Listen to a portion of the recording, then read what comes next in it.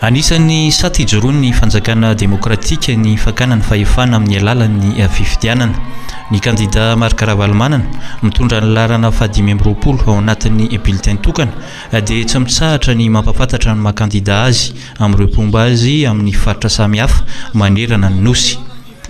Nandritra ny fandalovany teto Mahajanga no nanamafisany tokony anatanterahana ny fifidianana amin'ny fotoana voatondro amin'ny 7 novambra ho avy izao mba ho fanajana ny safidin'ny malagasy.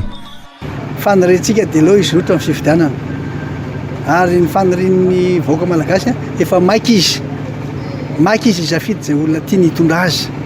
Noho izany tsy dia mahatoky loatra hoe hiemitra indray ny fifidianana. Miemitra, raha vao miemitra fifidianana dia mitombo ny fahasaraina amin'ny vahoaka. Mitombo indray ny efa fahoriana mahazo azy amin'izao fotoana izao. Tsy mahasoa antsika izany miemitra izany ary tsy manaraka ny lalam-panorenana. Ambetiten'ny kandida Marc Ravalomanana ihany koa moa fampanorona izy fa tsy mpandrava. Apetraka ho tanjona hoy izy ny fanarenana Madagasikara amin'ny alalan'ny fanatanterahana viana sy programa Matpac.